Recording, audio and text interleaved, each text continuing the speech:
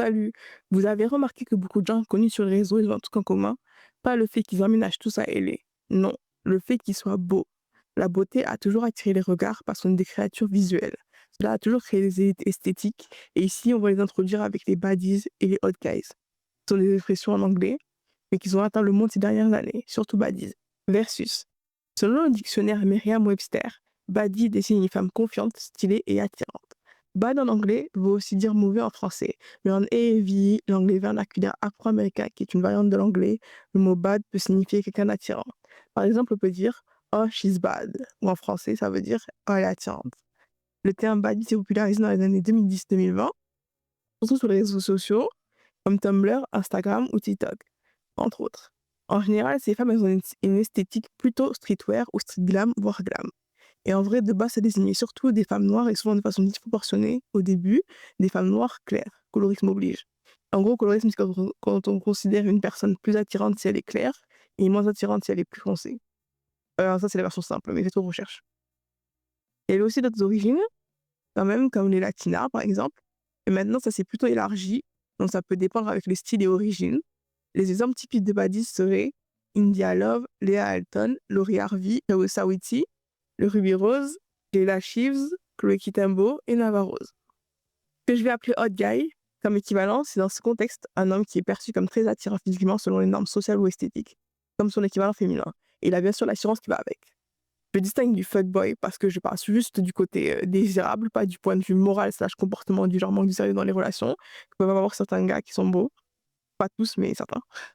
Comme les baddies, de base, niveau vestimentaire, c'était beaucoup du streetwear, mais maintenant, on a d'autres styles comme, entre autres, alternatifs, classiques ou sportifs. Dans les exemples, on a Vinnie Hacker, Noah Beck, Bucken, Lucky Blue Smith, surtout vers 2015, East Powers, ASAP Rocky, Leandro Decker, Central C et Mathieu Simono.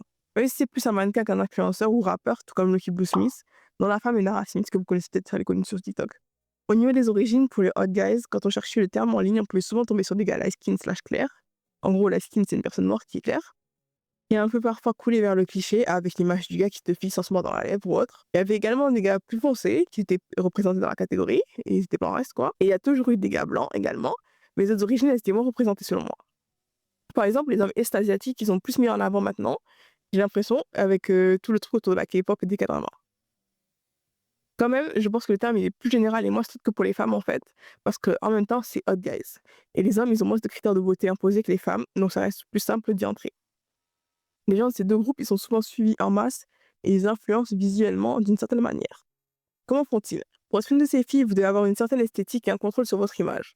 Avec le maquillage allant du glam au clean, qui est moins simple à exécuter que ça dans l'air, il y a aussi le style soigné dans le sens où il faut faire attention à ce qu'on porte, parce que même le naturel, il est contrôlé. En plus de ça, il y a les coiffures, ongles et autres. Il faut aussi une certaine confiance pour se filmer et puis poster, pas comme une certaine personne qu'on va pas citer, mais elles ont aussi une personnalité à laquelle les gens s'attachent parfois. Parfois parce qu'il peut y avoir des cas où elles sont plus privées à ce niveau-là ou plus timides. Elles mettent en place cette sorte de mise en scène pour obtenir le résultat voulu. Pour les gars, il n'y a pas de ça comme pour les filles. Ça passe surtout par la beauté naturelle, la face card, le visage, le faciès quoi. Après bien sûr, il y a le six-pack dans le package pour le côté joyeté classique, mais ils ont souvent une personnalité qui va avec. Drôle, charismatique, un peu fou ou calme, etc. Les hommes ont tendance à parfois incarner les fantasmes de leur audience pour certains contenus, plus souvent que les femmes j'ai l'impression. Ils font plus de fanservice quoi, ou de façon plus évidente. Ou avec les posts avec des regards intenses, ah là par exemple, ça me donne des frissons et pas les bons. Invisibilisation menant au besoin d'altérer.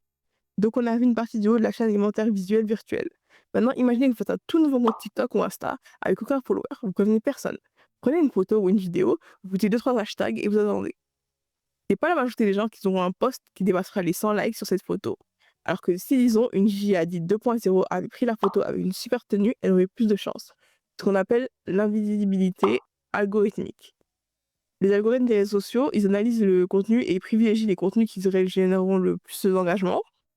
Et donc souvent se conforment à des standards de beauté ou des tendances populaires. Et aux autres, ils laissent une très faible visibilité ou même l'absence complète de visibilité. Donc c'est pour ça que beaucoup de gens se sentent invisibles sur les réseaux sociaux. L'étude de la POD 2023, intitulée Social Comparison and Mental Health Online, elle met en lumière l'impact négatif des comparaisons sociales effectuées sur les réseaux sociaux sur la santé mentale des utilisateurs. Les comparaisons sociales en ligne, elles conduisent souvent à une baisse de l'estime de soi et une augmentation des sentiments de mal-être. Ce phénomène, il impacte souvent les minorités, les voix les plus critiques. Vous savez, les gens qui doivent censurer un mot sur deux quand ils parlent d'un sujet sérieux, parce que sinon l'algorithme il va répéter les plombs. Ou aussi, ça impacte les profils qui ne correspondent pas aux standards de beauté actuels. TikTok est conscient de ces effets, il a proposé des mesures d'accompagnement, comme la restriction des filtres de beauté pour les mineurs.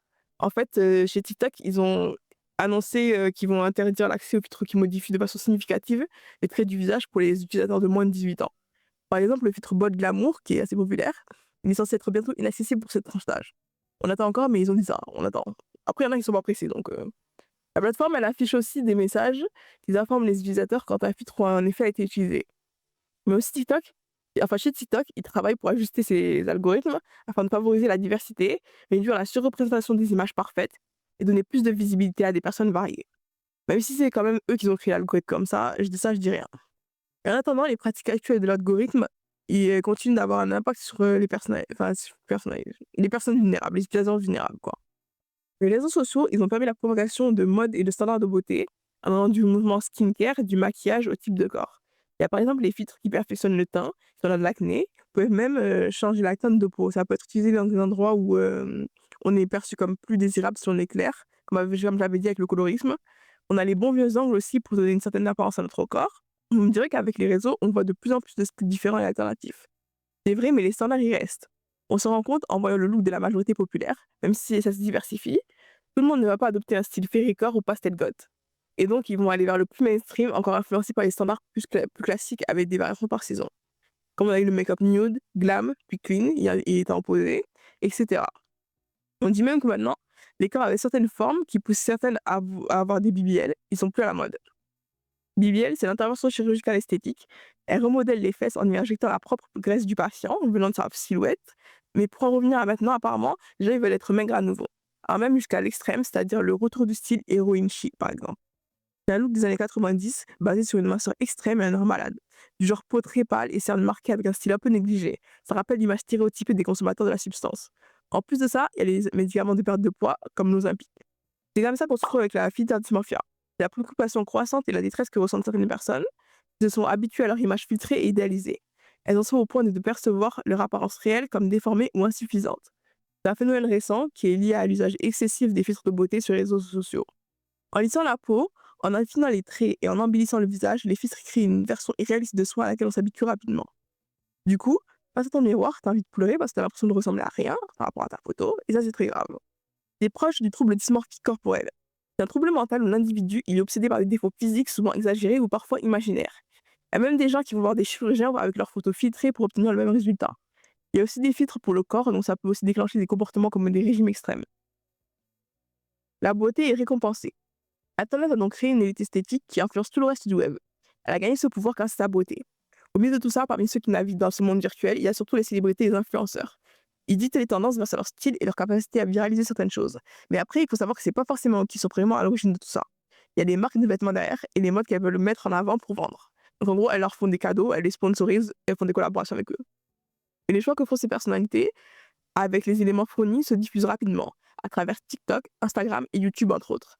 C'est ensuite repris par des millions d'internautes dans la vraie vie et ça génère plus de consommation, donc bingo pour les marques. Mais ça peut aussi être des marques comme c'est pas forcément que des marques de vêtements, ça peut aussi être des apps de retouches digitales qui font leur promo à travers les influenceurs. Ou même certains types de corps qui sont mis en avant, au lieu de produits comme avec Kim Kardashian et son corps. L'influence, elle va donc de l'industrie de la mode et la cosmétique au comportement en ligne, comme avec les challenges et les poses. De nouveaux pouvoirs fournis par les réseaux sociaux, ils changent la donne sur des plans culturels et économiques, même éthiques, entre autres, comme on a vu avec les scandales comme celui avec Normani, une chanteuse américaine qui a collaboré avec Shein, qui ramasse ses accusations à appel, allant du plagiat à l'exploitation à la pollution massive. Ça change aussi les choses parce que ça met en partie les tendances mondiales entre les mains d'une minorité. Après, ça peut être un peu la même en politique, mais bon, bref. Peut-être qu'ils sont mieux qualifiés, parfois. En sachant qu'on est des créatures visuelles, comme j'avais dit, l'avantage esthétique fait que l'on a plus de vues, donc de crédibilité et de sponsors. De cette façon, les personnes dites belles, elles ont plus d'opportunités, même sans compétences spécifiques liées à la chose dans laquelle elles veulent se lancer. On a par exemple la marque de maquillage KKW Beauty de Kim Kardashian qui a été lancée en 2017. Elle avait des problèmes de qualité et n'était pas vraiment originale. Et après ça, de maquillage Kylie Cosmetics qui a plutôt bien marché, il y a eu des maillots de bain de Kylie Jenner qui sont sortis brièvement en 2021. Il y avait aussi des problèmes de qualité. La marque, elle était surtout basée autour de l'image de Kylie et son corps. On mentionne beaucoup cette famille parce que croyez-moi, ils ont vraiment tout essayé. Croyez-moi.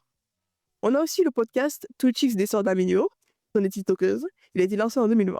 On l'a qualifié d'ennuyeux parce qu'on dirait elles avaient peu à dire en dehors de leur vie d'influenceuse. Il y a Addison Rae, une tiktokeuse, qui a voulu se tourner vers la musique. Elle a été signée par Soundcloud Records. Son premier single Obsessed, il est sorti en 2021 et il a été reconnu pour sa mauvaise prestation vocale qui avait été passée sous autotune. On avait eu Justin Bieber et sa collab de parfum, et je vais surtout rester sur les influenceurs. Malgré tout ça, certaines personnes qui profitent du petit privilège, l'avantage que leur donne leur apparence, quoi, mais qui n'en profitaient pas pour tirer le meilleur de leurs opportunités, elles vont s'améliorer. Les Amélios, elles ont leur propre show avec Disney/Hulu qui a mieux marché que le podcast parce qu'il a duré sur 3 saisons. Souvent parce que c'est plus scripté, donc il y a plus de structure maîtrisée par des professionnels. Et il y a le côté visuel et esthétique qui les a rendus célèbres. En 2024, 3 ans après Obsessed, Addison Rae a obtenu la reconnaissance avec le single Diet Pepsi qui a été salué par la critique. Et son album éponyme Addison, il est sorti par la suite. Il a été bien reçu par de nombreuses critiques aussi. Et Addison, elle a donc réussi à devenir une artiste crédible. Kim Kardashian s'est tournée vers Skims, sa marque de shapewear qu'elle a développée, qui est passée au loungewear aussi, et qui a eu un succès l'amenant même jusqu'à collaborer avec Nike. Il y a Rhode, la marque d'Hailey Bieber, la femme de Justin Bieber, qui avait mal démarré, mais qui a fini par s'améliorer avec le design esthétique de ses produits et les best-sellers comme les produits pour les lèvres et la coque qui va avec. La coque avec le gloss qu'ils ont sorti. La marque, elle a même été vendue au groupe Gloop. La marque, elle a même été vendue au groupe F Beauty en mai 2025 dans un deal pouvant aller jusqu'à $1 million. Noah Beck, une personnalité TikTok sans expérience dans le monde du cinéma, il a été choisi pour être la star et producteur du film The Quarterback Bad Boy and Me. Donc le public et les gens de l'industrie, ils ont pu lui tomber dessus à cause de son manque de compétences professionnelles. Et le fait qu'évidemment, il obtienne ce rôle uniquement grâce à ses millions de followers. Mais il semblerait qu'au final, il s'en soit bien sorti. Il n'a pas reçu d'Oscar, mais pas de tomate non plus. Il y a ça, mais après, il y en a qui se reposent sur leur laurier, bien sûr. La beauté a aussi un poids. On a vu tous ces avantages, mais être l'objet du regard ne veut pas dire qu'il n'y a pas de conséquences ou un prix à payer. La pression constante d'être perçue comme désirable sur les réseaux sociaux, waouh, je galère à dire ça.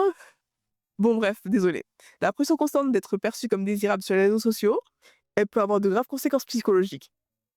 Il y a la course avec les standards de beauté, qui sont souvent irréalistes et renforcés par les filtres et les retouches, la comparaison. La nécessité de maintenir une image parfaite pour obtenir des likes et de la reconnaissance, elle provoque une surcharge mentale. Comme je l'avais dit avant, en parlant de l'image contrôlée des badises.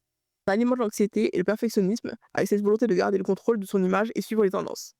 Ça peut aussi conduire à l'épuisement émotionnel, à une baisse de l'estime de soi, à l'apparition de troubles liés à la santé mentale, comme l'anxiété et la dépression, surtout chez les jeunes, qui sont marqués plus facilement. Mais qui dit image, dit malheureusement peur de perdre son semblant de perfection, ce qui pour beaucoup est synonyme de vieillir. La peur de vieillir, elle est associée au fait que la jeunesse et l'apparence, elles sont survalorisées, ce qui fait qu'en vieillissant, on peut ne plus correspondre aux standards. On peut retrouver cette peur avec les jeunes comme les ados que l'on voyait déjà faire des skincare routines avec de l'anti-âge. C'est un truc, oui, c'est arrivé enfin, ça arrive toujours, hein. Sur les réseaux sociaux, on peut voir ça. Les influenceurs, ils créent souvent une identité numérique qui correspond rarement à la réalité pour plaire à leur audience, en masquant les imperfections et les aspects moins glamour de leur vie. Cette construction, elle peut engendrer un double moi, un soi virtuel très contrôlé, parfait et un soi réel plus vulnérable. Les deux sont parfois en conflit avec une pression psychologique importante. Ça entraîne le risque de perdre contact avec sa vraie personne et d'avoir des troubles de l'estime de soi. Et c'est un cercle vicieux parce que vu qu'ils se comparent aux autres, ça les pousse à créer du contenu parfait qui va pousser d'autres encore à la comparaison. Ça renforce l'écart entre soi et l'image perçue par les autres pour avoir leur validation. Mais de nos jours, la santé mentale est de plus en plus mise en avant, donc les gens ils parlent plus du poids des réseaux sociaux. Comme Addison Rae, la tiktokeuse et chanteuse dont j'ai parlé avant, elle a parlé à People. Dans l'article, on l'a interrogée sur les commentaires qu'elle reçoit sur TikTok et qui la font réagir émotionnellement. Elle a répondu: c'est vraiment difficile à gérer quand on est une fille, surtout à l'adolescence. J'ai 20 ans et mon corps change constamment. Mais les gens, ils ont des standards très élevés autour de l'image corporelle et disent: oh, tu dois ressembler à ça pour être génial, sexy, cool ou loli. Elle a aussi dit: pour moi, beaucoup de gens ont dit: oh, j'adore à quel point elle est à l'aise et qu'elle ne correspond pas aux standards de beauté.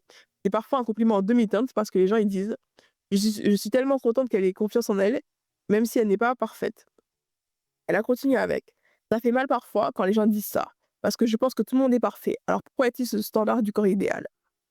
Il y a également eu le témoignage de Charlie D'Amelio, la tiktokeuse dont j'ai parlé aussi, venant de son interview dans le podcast J'ai Shetty. Elle a dit: la pression constante de devoir correspondre à certains standards de beauté sur TikTok est vraiment difficile. Ça affecte tellement ta confiance et ton état d'esprit. Et elle a aussi dit: parfois tu finis par te comparer aux autres. Et ça ne finit pas bien pour ta santé mentale. J'ai dû apprendre à ne plus écouter les critiques sur mon apparence. Elle a également dit: «Être jeune et sous les projecteurs, c'est dur, surtout quand tout le monde commente ton corps et ton look. Ça peut te faire douter de toi tous les jours». Et aussi, j'ai commencé à comprendre que ce n'était pas la peine de se battre contre ces standards, il faut plutôt s'aimer et accepter que personne n'est parfait. Olandria Carten, une participante de l'émission de télé-réalité Love Island USA, pour être victime de racisme et de commentaires sur son apparence, elle a dit: «Quand tu es toi-même, sans honte et que tu embrasses ta beauté naturelle, la haine et les critiques viennent toujours. C'est dur et blessant, mais ça montre aussi que tu as un impact. L'important, c'est de ne pas laisser leur négativité définir ta valeur ni voler ta confiance». Pour les hommes, comme pour le terme body, hot guy peut parfois réduire la personne à son apparence alors qu'elle est plus nuancée.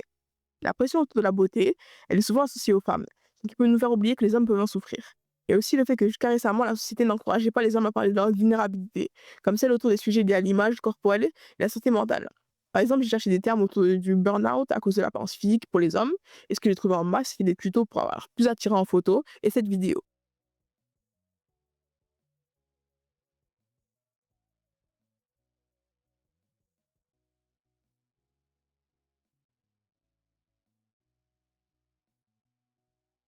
Par contre, sur Wiki Online, j'ai trouvé une interview de Noah Beck qui a dit: «La dysmorphie corporelle, ça existe.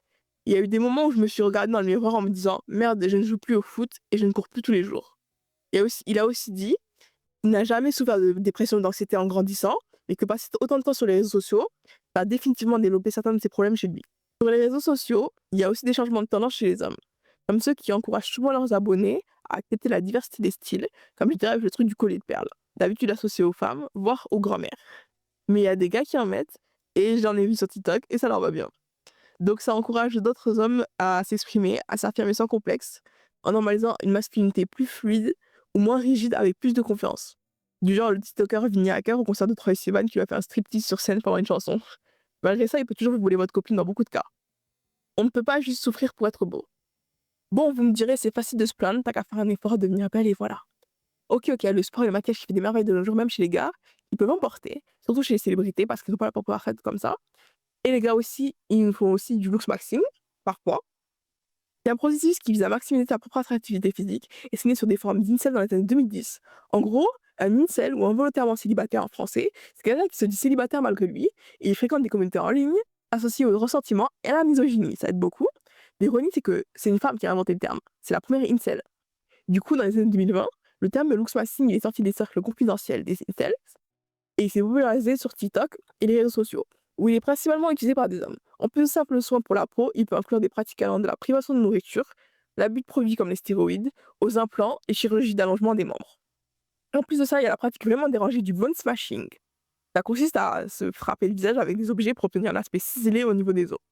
C'est présenté comme une blague et rarement pratiqué à la base, mais avant que vous attrapiez un rouleau à pâtisserie ou un marteau, ça, on n'a pas prouvé que ça marchait, hein. Selon moi, la majorité des gars qui obtiennent de bons résultats avec le looks maxing, ils sont juste sortis de la puberté, ils ont grandi quoi. Donc comme je disais, si on apporte des améliorations à notre apparence grâce à de nombreux moyens plus ou moins efficaces, l'algorithme va nous aimer, tout comme les gens, non? Mais en fait, la beauté, c'est aussi une question d'argent, d'origine et de géographie. Il y a un coût important en temps et en argent pour les gens lambda et encore plus pour les influenceurs, surtout dans les secteurs de la beauté et de la mode. Les soins, la chirurgie, les coiffures et les vêtements à changer constamment pour suivre les modes, et oui, même la chirurgie, elle a des modes, comme j'avais dit avec le BBL, ou même les lèvres. C'est illustré par le rapport The Value of Beauty Report 2025, qui estime que les ménages des pays de l'UE ils dépensent en moyenne environ 3 000 à 3 200 euros par an pour les produits et services de beauté, toutes catégories confondues. Vêtements, cosmétiques, soins, salons de coiffure, etc. Et l'étude de l'UNESCO de 2024 intitulée Aesthetic Inequality in the Digital Age met en évidence que les normes et standards de beauté mondiaux ils sont principalement influencés par des cultures dominantes, comme les États-Unis et la Corée du Sud. Aux États-Unis, la culture américaine via Hollywood, la mode et les médias, elle a popularisé une esthétique centrée sur la jeunesse, la minceur et la perfection. Ça s'intègre dans beaucoup de sociétés et ça crée une sorte d'uniformisation des standards de beauté. En Corée du Sud, la K-beauty et l'industrie cosmétique sud-coréenne, elle s'est développée et a diffusé des standards spécifiques, comme la peau de porcelaine, le visage en forme de V, les grands yeux, et là aussi une proximité avec l'idéal de jeunesse éternelle. Ces critères ils se répandent rapidement à l'échelle mondiale, par exemple via la culture pop, comme la K-pop, les séries comme les K-dramas et les influenceurs. Dans ces 2 pays, afin de maintenir cet idéal, des moyens comme la chirurgie plastique sont quasi normalisés. Elle est tout aussi répandue aux États-Unis qu'en Corée du Sud, qui est souvent considérée comme la capitale mondiale de la chirurgie esthétique. Il y a beaucoup de gens qui voyagent jusque là-bas pour avoir pour avoir des opérations de chirurgie esthétique. Là-bas, c'est seulement accepté comme un outil d'amélioration sociale et personnelle, la chirurgie. Mais la mondialisation de ces standards de beauté, elle peut être au détriment de la diversité culturelle et esthétique, et non accessible pour tous. Donc je pense qu'on peut seulement atteindre un certain niveau avec certains moyens. Donc dans ce domaine, on a quand même un code triche si on est né avec un physique qui correspond à ces critères. Et même dans ce cas-là, les gens ils essaient tout de même de viser plus haut avec cette image à contrôler. Même si les critères ils peuvent lentement évoluer, comme avec l'exemple des taches de rousseur qui étaient considérées comme moches par trop de gens avant, ça reste lent parce que si on n'a pas l'un des critères de beauté attendus et qu'on fait partie des personnes considérées comme belles, c'est qu'on en a souvent d'autres pour compenser et rentrer dans le moule quand c'est le cas. Il veut dire Ashley Graham, il y a des années, on n'aurait pas ou peu laissé défiler. Aujourd'hui, les choses elles ont changé, mais elle a quand même un corps également athlétique et un beau visage. C'est pas tout le monde qui peut avoir sa place parce que c'est pas tout le monde qui a ses avantages. Conclusion. Les personnes au physique avantageux qui correspondent aux standards de beauté actuels, que j'ai surnommés les baddies et les hot guys, sont des symboles de la société dans laquelle on vit. Ils possèdent un certain atout, que ce soit commercial, esthétique ou marketing, leur permettant d'avoir du succès à travers les médias dans les réseaux sociaux en masse ces dernières années. Mais malgré l'image parfaite créée autour d'eux, il y a des fissures qui viennent avec tout ça, un prix à payer. Ils nous les révèlent de plus en plus ces dernières années en étant vulnérables avec des discussions autour de la santé mentale. Nous rappelons que l'apparence et le pédestal sur laquelle on la met ne remplacent pas le côté humain avec ses bons et ses mauvais côtés. Merci beaucoup d'avoir suivi jusque-là. Et lâchez un like ou un dislike si vous voulez passer l'expression. Euh, Abonnez-vous si vous aimez ce que j'ai fait, si vous voulez voir d'autres vidéos de ce genre-là. Et, je fais des récaps aussi, des récaps de films. Et quoi dire d'autre? Je pense que c'est tout, hein. Merci encore. Bonne journée, au revoir.